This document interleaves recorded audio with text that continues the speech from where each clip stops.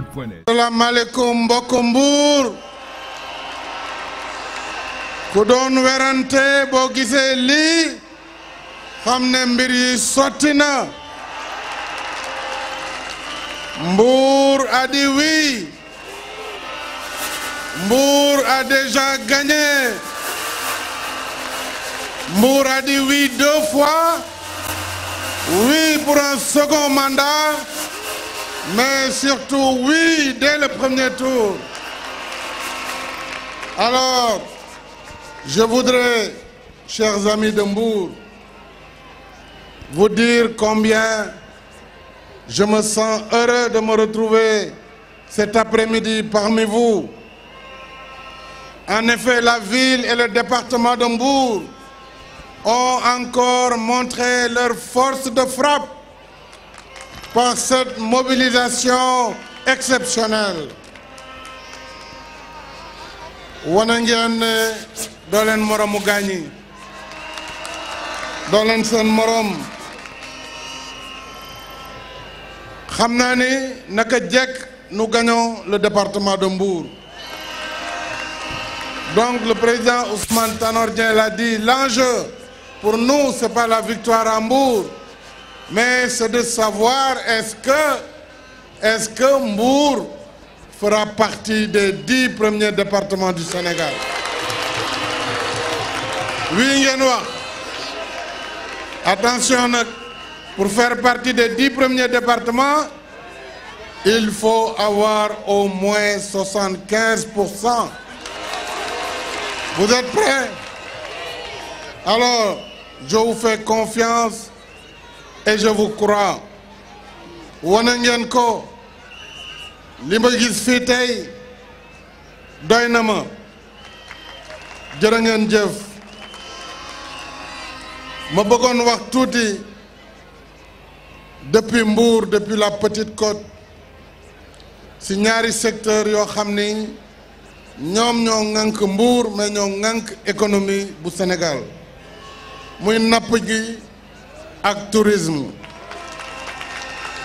Secteur napp gi tey ji mu ngi utiliser plus de 600 000 acteurs, juróom-benn téeméeri junni acteurs yoo xam ni ak seeni njaboot boo koy xool daanaka Sénégal la.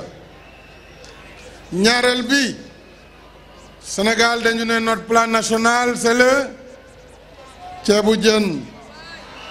ceebu jën nag ku ko wax da nga wax jën, te jën ku ko wax da nga wax mool yi, wax pêcheurs yi. bu du loon yéen kon Sénégal du am ceebu jën.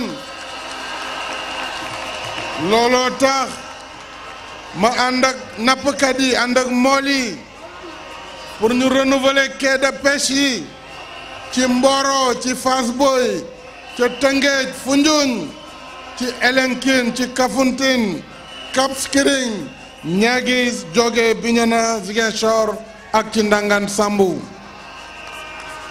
ànd ak mool yi moo tax ma def la subvention pour les moteurs de pirogue, déjà 5000 moteurs complètement subventionnés à hauteur de 5 milliards. Mais ànd ak mool yi moo tax ñu lancer la fabrication des pirogues en fibre de verre pour protéger mool yi, pour wàññi accident yi, pour que ñu yokk également conditions yu ñuy liggéeyee.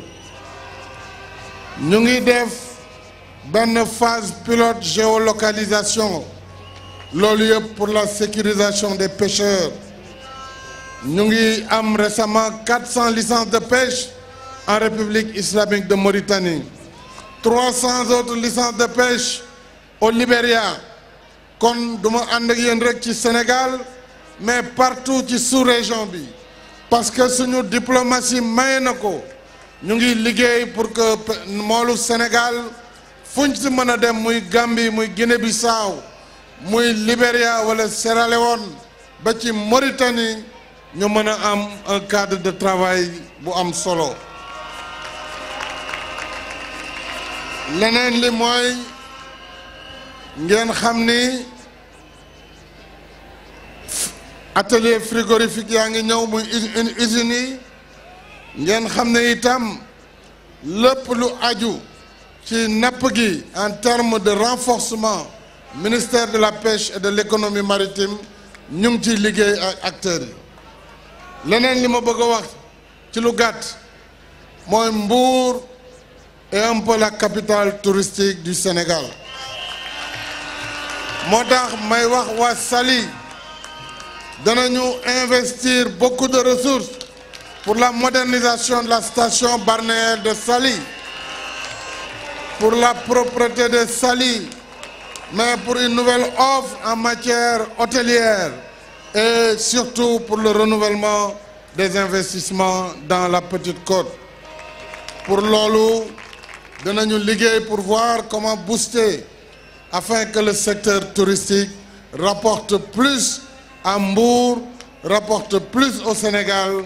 kooku aussi ñu ngi ci liggéey ñu ngi def l'aménagement de zones touristiques à Pointe Sarène, à Mbodiène, à Fatick, Foundiougne, Toubacouta, à Ndolette, à Kafountine et au Cap Skirring loolu yëpp en plus de l'embellissement de la plateforme de Saly Portudal.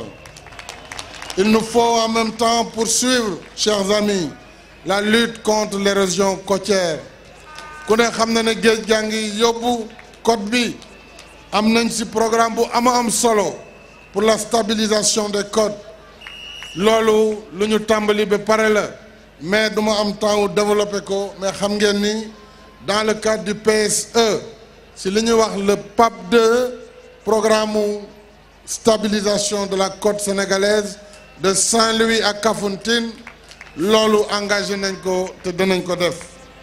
Enfin, pour terminer, war nañu aussi protéger l'écosystème côtier mooy filao yi mooy lépp lu ñu def pour protéger l'habitat en milieu, n'est-ce pas, côtier et marin.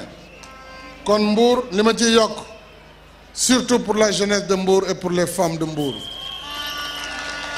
mooy xam ngeen ni l'arrivée de l'autoroute qui va se poursuivre jusqu'à Kaolack, ainsi que l'arrivée prochainement d'un espace numérique ouvert et d'un nouveau centre, d'un très grand centre de formation professionnelle pour Mbour. Parce que pour Mbour du yem ak yeneen yi, parce qu'à Mbour il y aura une filière à vocation touristique, tourisme hôtellerie.